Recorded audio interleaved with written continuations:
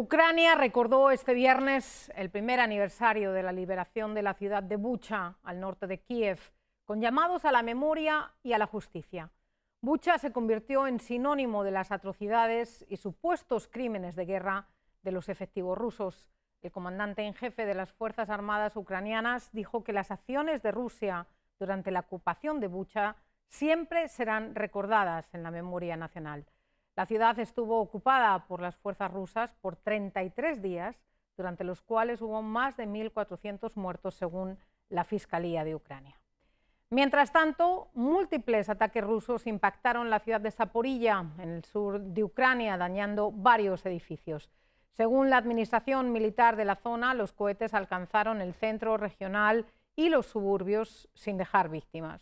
La onda expansiva dañó edificios civiles y residenciales y produjo un incendio en un edificio. Y el presidente de Belarus, Alexander Lukashenko, aplaudió la decisión de Moscú de posicionar armas nucleares tácticas en su territorio, argumentando una posible invasión de Occidente.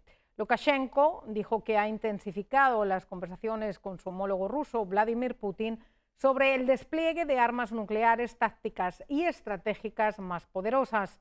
Afirmó que buscan hacer frente a los aliados occidentales de Ucrania, que según él planean un golpe de Estado en su contra. Lukashenko dijo que ambos países harán todos los esfuerzos y utilizarán los medios para asegurar su soberanía e independencia contra Polonia y sus vecinos occidentales. Y con tan solo 20 años, Olesia Krivtsova ya es una fugitiva. El Kremlin la acusa de terrorismo. Su único delito fue expresarse contra la guerra en Ucrania en redes sociales. En el exilio habló con nuestra compañera Melissa Bell. Ella es ahora una fugitiva buscada que escapa de la ley, pero Olesia Krivtsova era una adolescente como cualquier otra. Olesia Krivtsova figura ahora en la lista de los más buscados por Moscú, pero disfruta de las calles y las libertades de la Unión Europea. Por la seguridad de quienes la ayudaron a llegar hasta aquí, hemos acordado no develar demasiado sobre cómo escapó. Nadie esperaba que el caso creciera tanto, que la resonancia fuera enorme. Las redes sociales de Krivtsova eran las típicas de su edad, pero algunas de sus publicaciones en redes sociales criticando la guerra en Ucrania fueron puestas en conocimiento de las autoridades por compañeros de estudios, uno de ellos haciendo una distinción entre delatar y denunciar patrióticamente. La única diferencia es que en la época de Stalin, la gente desaparecía para siempre y no estaba claro dónde. Ahora, gracias a las redes sociales, ocurre casi lo mismo, excepto que es muy público. Desde el principio, Krivtsova fue puesta como ejemplo. La mayoría de las cientos de personas procesadas por actividades contra la guerra en Rusia han sido acusadas de difundir información falsa. En cambio, Krivtsova fue acusada de terrorismo. ¿Por qué les da tanto miedo? Porque no soy la primera y no seré la última. En la era de la guerra de la información entre la propaganda y la realidad, las palabras pueden llegar a alguien. Por eso las autoridades tienen miedo, porque las palabras son el arma más terrible.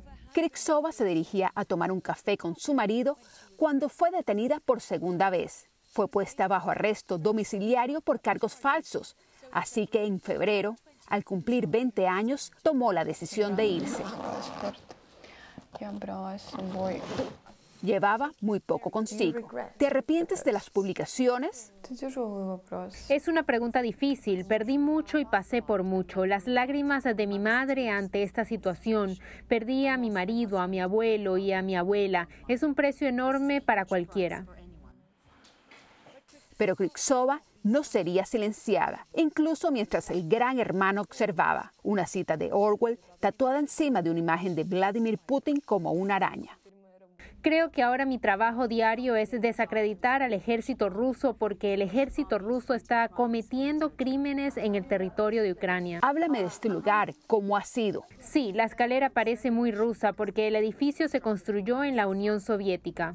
Es solo mi segundo día aquí. Aún no he tenido la oportunidad de ordenar bien mi nueva casa ni de orientarme en el patio y los alrededores.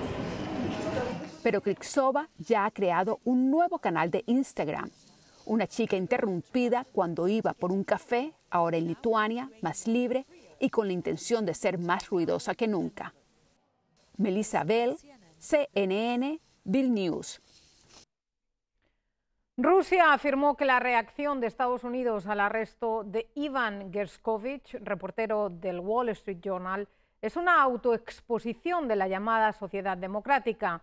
La portavoz del Ministerio de Relaciones Exteriores ruso dijo que Washington recurre inmediatamente a amenazas y represalias contra los periodistas rusos y advirtió que si esta lógica continúa, Estados Unidos cosechará una tormenta. Tras el arresto de Gershkovich por sospecha de espionaje, el portavoz del Kremlin, Dmitry Peskov, aseguró que los periodistas extranjeros acreditados podrán seguir trabajando en Rusia. Sus palabras llegan en respuesta a la publicación de un artículo editorial de The Wall Street Journal que señala que la administración de Joe Biden debe considerar una escalada diplomática y política y que expulsar al embajador y periodistas rusos es lo mínimo que cabría esperar.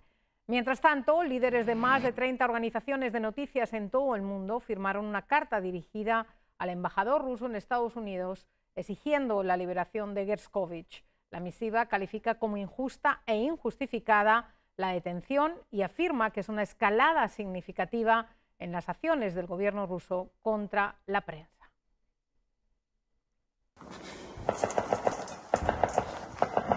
En la oscuridad, los mercenarios rusos de Wagner se acercan de a poco hacia el frente. El terreno abierto aquí en Bakhmut es una zona de matanza.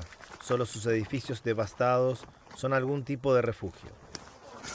Como esta escuela destruida, en donde el líder de Wagner, Yevgeny Prigozhin, está nuevamente visitando a las tropas. El hombre de 61 años aparece frecuentemente en el frente de combate para ver lo que puede hacerse mejor, asegura. El nuevo plan, les informa, es avanzar. Pero hasta Prigozhin reconoce que Wagner ha sido golpeado por la lucha, un sacrificio, dice él en una nueva declaración por audio, para una causa mayor. Si Wagner muere en la trituradora de Bakhmut y se lleva al ejército ucraniano con él, dándole al ejército ruso la oportunidad de proteger aún más los intereses de Rusia, entonces habremos cumplido nuestro rol histórico. Pero el rol de Wagner en el presente de Rusia sigue siendo frágil. Este funeral de combatientes muertos en el sur de Rusia casi no se lleva a cabo. El gobierno del pueblo dijo que no había lugar para enterrar a los muertos de Wagner. Fue hasta que este grupo de enmascarados armados de Wagner emitió una amenaza pública, algo extraordinario en Rusia, que los funcionarios locales se echaron para atrás. Espere a que vayamos y lidiemos con usted, advirtió uno de ellos. Ustedes son peores que el ejército ucraniano. En el campo de batalla ucraniano, el jefe de Wagner ha criticado con frecuencia al comando militar ruso, acusando a los funcionarios de defensa de recortar intencionalmente a los mercenarios los suministros de municiones y hasta desviándose de la justificación del Kremlin de la guerra, que es en contra de la OTAN y de los nazis. Estamos combatiendo al ejército ucraniano de manera exclusiva. En términos de desnazificación, no sé si hay nazis o no. No lo he revisado yo mismo. Fortalecido, Wagner, que intenta reclutar a nuevos miembros, también está interviniendo en asuntos no militares, como el muy publicitado caso de la foto antiguerra que hizo que una niña rusa fuera enviada a un orfanato y que su padre fuera sentenciado a la cárcel. Wagner emitió una carta pública calificando el caso como injusto. Combatimos una guerra contra el mal por el futuro de nuestros niños, dice la carta, pidiendo a las autoridades rusas revisar el caso.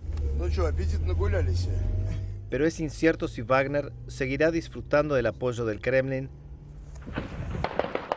o si seguirá teniendo más impacto, ya sea en el frente o fuera del mismo. Matthew Chance, CNN, Moscú. Autoridades de Ucrania evacúan a 5 niños en la localidad de Avdiivka, cerca de Donetsk, donde según reportes todavía se registran constantes bombardeos.